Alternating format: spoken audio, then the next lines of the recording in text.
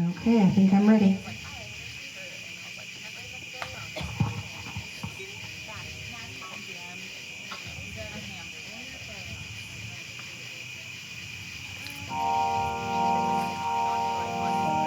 I want to commend you on coming to me for some help. It's a big step, especially for such a young person. You're only 6 years old. Most people just wallow in their misery, thinking they can fix their problems on their own, but they can't. You need professional help, and I am a professional. Now, before we get started, I want to tell you a little bit about how I work and my training. I am a licensed paraprofessional personal shopper. I'm licensed in 4 planets through the Cloud County Board of Paraprofessional Personal Shopping. I was trained at the Peabody Institute for Technology for Fashion and founded Essentially You, a 403(c)(3) for-profit corporation in 1982. Now, in order for me to outfit you with the perfect wardrobe for you, and by that I mean one that reflects your inner self on the outside, I need to get to know the real you, the one inside the plastic, your innermost thoughts, dreams, and delusions. So I'm going to attach these electrodes to the parts of your body that are most associated with color, vision, fear, and memory. The wires lead to the projector. The projector has a chip that fact-checks all of your memories before projecting them back onto the screen. That way I don't have to worry about whether or not you're lying. You can sit back and relax and I'll be able to watch your every projection. I see you wrote me a note. Please attach this wireless earpiece that transmits from my heart to your ear because I lost my head and mouth in an accident. P.S. I'm still alive. P.P.S. You must hit the button to hear my voice.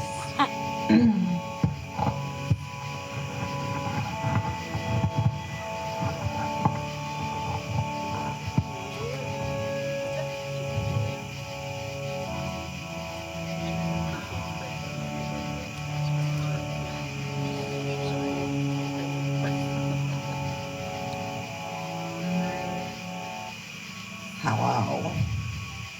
It's so good to finally hear your voice. Now, I need to let you know that everything we say in here is confidential, although I am videotaping this session for training purposes, with 2 exceptions. If I feel you may be a danger to yourself or others in your clothing choices, or if the court subpoenas the records, but that hasn't happened in 37 years. Is that okay with you? Okay. Is this your first time?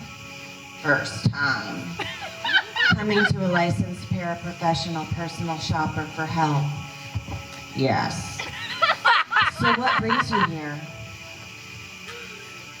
No one in my family has taste, according to my mother. I was in a terrible accident while rehearsing for my kindergarten's production of Grease. They outfitted all of our big wheels to look like motorcycles.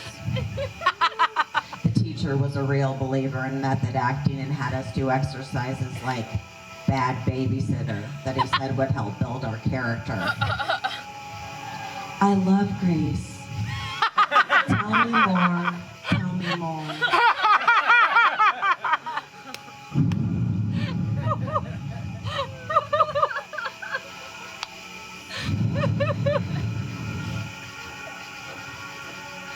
Yeah, the older kids shoot at us with dart guns while ridiculing our Mickey Mouse watches. We wore dolls on our chests for armor. I had a nervous breakdown and lost my head, and I haven't worn clothes since.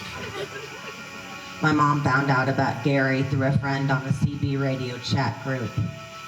Mothers of mannequins who don't like to dress up every day. Gary couldn't help me, so they sent me to you. Is that Gary that does glamour shots therapy out of motel rooms near Bannister Mall? Yes. I didn't know he was in business anymore.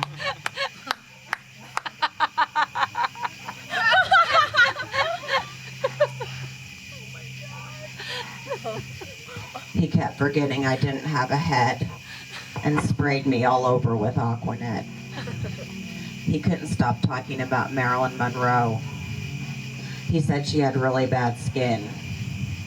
He said it always makes people feel better to find out that beautiful people have secret flaws.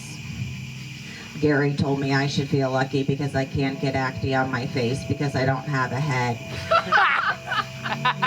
Gary had terrible acne as a teenager. His mother told him she'd never been more disgusted by a fellow human being in her entire life. She said, "Not only do you not have any talent, but you're ugly. Why, oh why, of all people, did I have to have an ugly child?" And he told her, "Mom, you're wrong. I am successful. I am so successful I can afford to lease a motel room every day to help people feel better about themselves."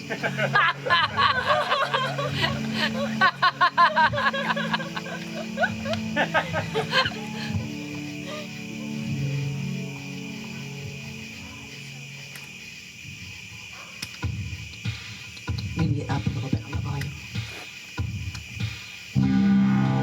of the computer.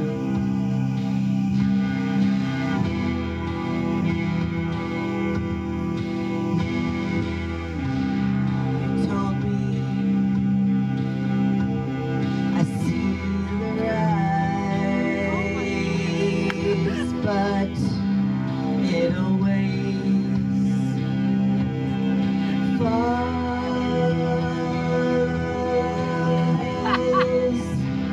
I see you come, I see you go.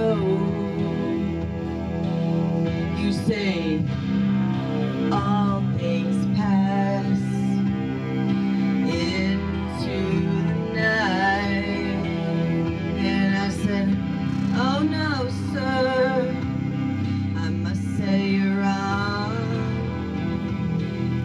I must disagree. Oh no, sir, I must say you're wrong. Won't you listen to me?"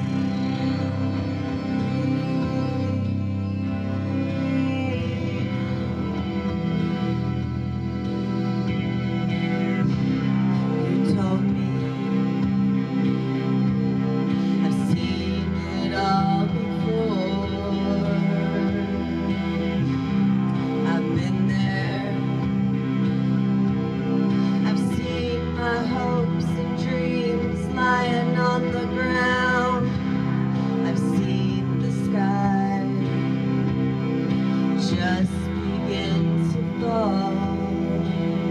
And you say, all things pass into the night. And I said, "Oh no, sir, I must say you're wrong. I must disagree. Oh no, sir, I must say you're wrong. Won't you listen to me?"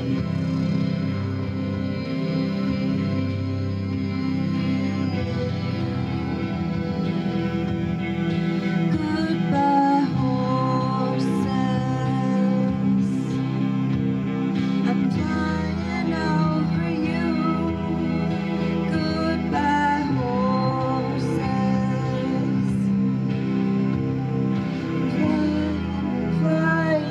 Flying over you. Gary aged me 73 years for my photo, just like he said he would. The theory was that if I could see what I would look like when I was 79 years old, I would gain some perspective on the frivolity of my youth and utter meaninglessness of my existence, freeing me to reveal my true fashion sense. I'm not sure what he told my sister. Gary went and got me a cupcake. I told him what he was doing wasn't working, that I needed some other kind of help. First, he pretended like he was going to eat the cupcake. Then he gave it to me and said, sometimes the best therapy is pretending like it's your birthday every day. My mom told me I have to try one more thing before I'm allowed to give up on wearing clothes. Well, you certainly came to the right place.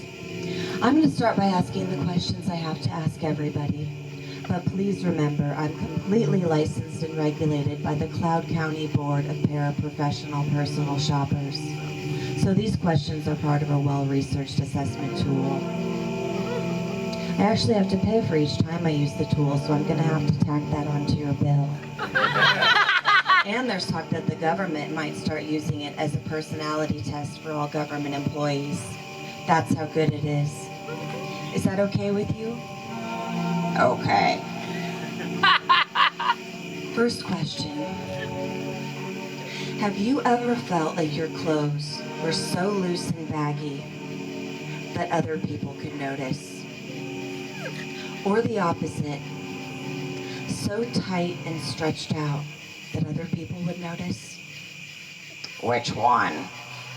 Oh, honey, I'm sorry. I'll repeat the question. I'm sorry. I'm just not used to working with people with issues. No, I mean, do you want two separate numbers?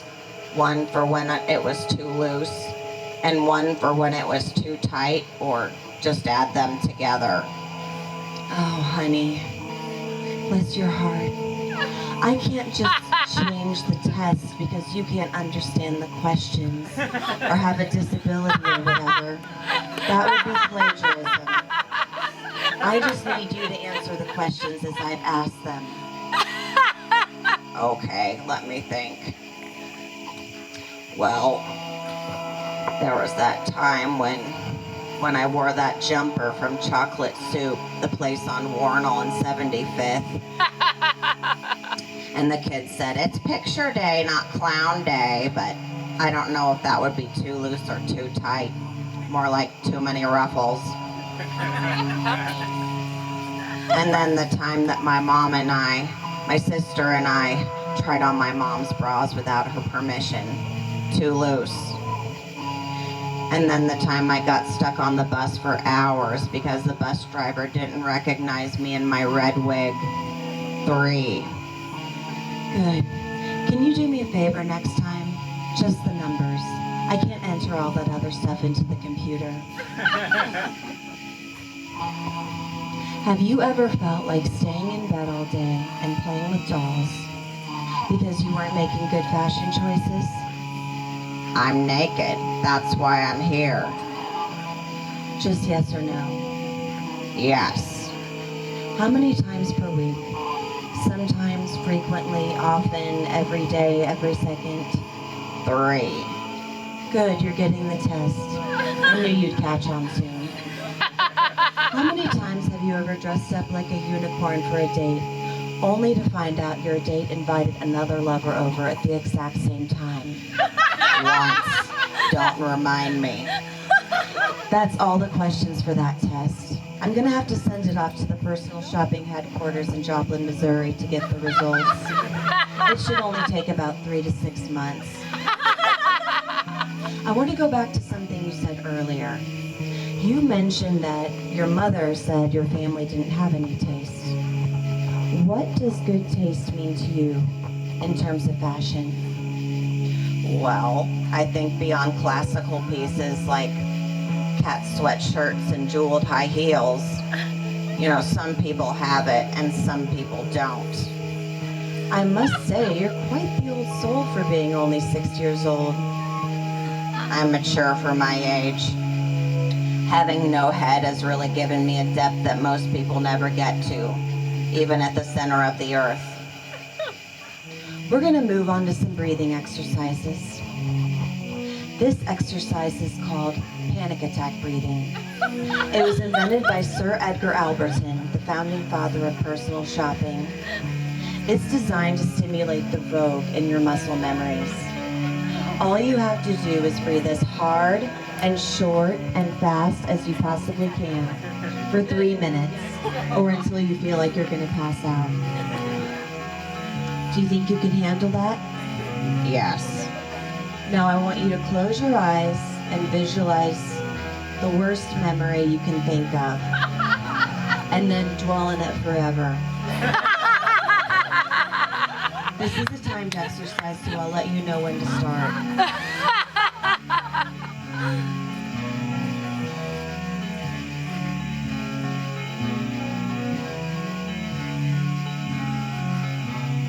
Go.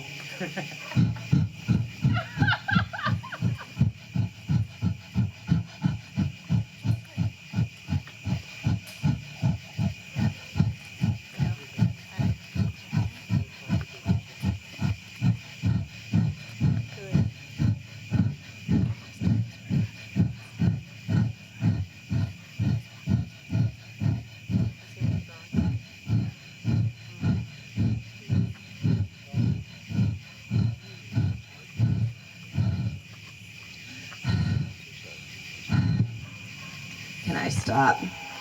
I'm feeling lightheaded. Sure. It's all about listening to your body after bringing yourself to the point of death and exhaustion. And it's not usually until the point when you feel like you're going to have a heart attack that you really get in touch with colors and fabric choices that work best for your skin tone and body type. Now, I usually don't share stories about myself, but because you're essentially a child version of me, I think it's okay to let my level of professionalism drop down a few notches. It wasn't until I practiced the panic attack breathing exercises for several years that I had the courage to found Essentially You. And that's just the tip of the iceberg. I'm going to do a little teaching for a moment. Whenever you choose to wear something, you're choosing not to wear something else. What about layering? There's a principle called the dilly flopper, and it says the way you dress in private is mathematically, geometrically related to the way you dress in public. Now I'm going to draw you a diagram because I don't get to use my math skills often enough. Sometimes it helps to visualize it on a cake.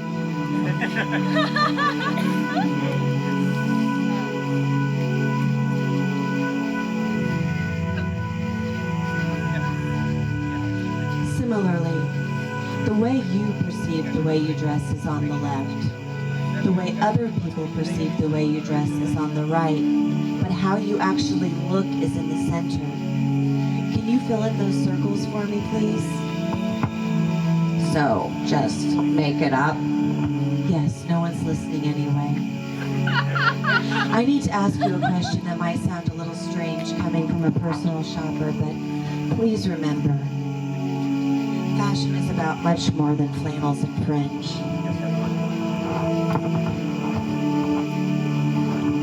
Have your parents ever explained your origins to you? Yeah, I'm 6, not 3. My parents have no boundaries. They raised me on David Lynch movies.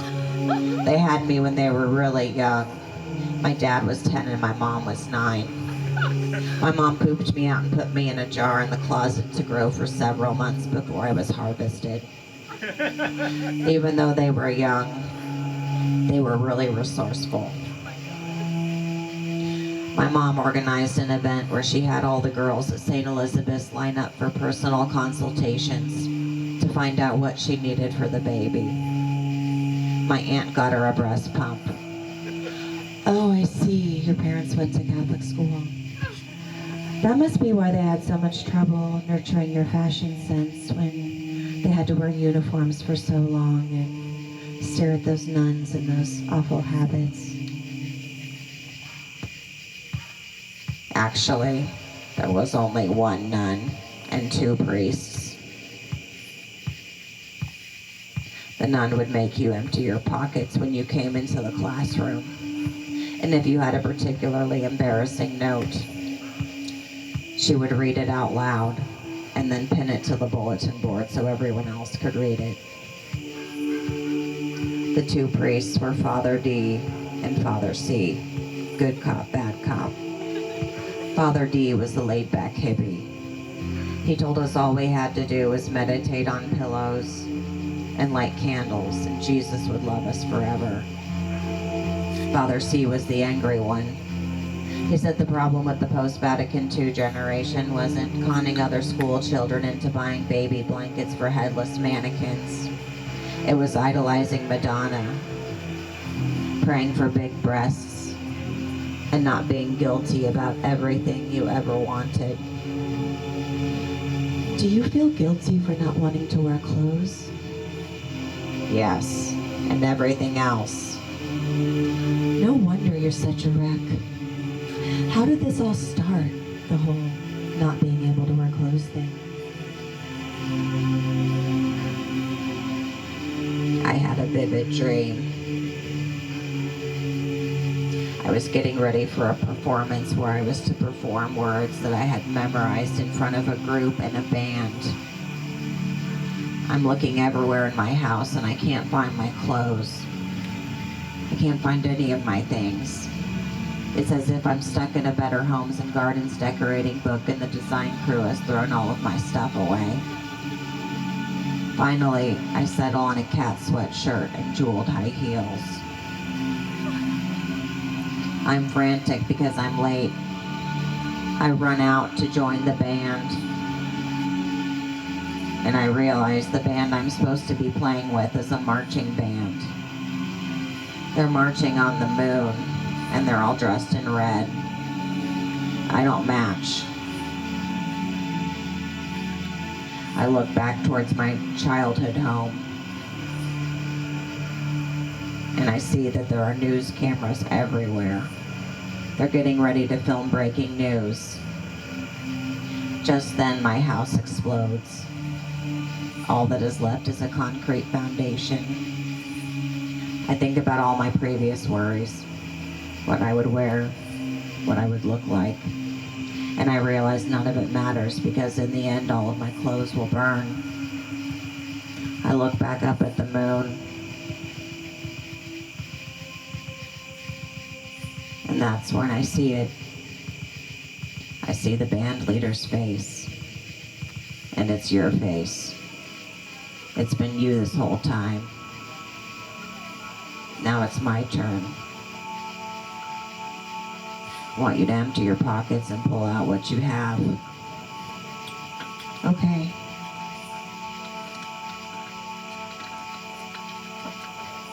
That's just a picture, but it's certainly embarrassing enough to tack to the bulletin board later. Can I ask you a question? Yes. What really happened to you? Well, I was 6 years old when lightning struck the barn. I had a nervous breakdown. I became nervous in storms. Now I'm nervous all the time. I can't make decisions. I don't even know what to wear. I just wear this every day. I don't even know if I'm a professional anymore. I was a doctor, but now I can't practice anymore. You were a good doctor. But it's not the same because I can't practice anymore. We can always practice here. Should we meet here again next week? Yes, in our kitchen or living room. Right here. Okay. Our time is up.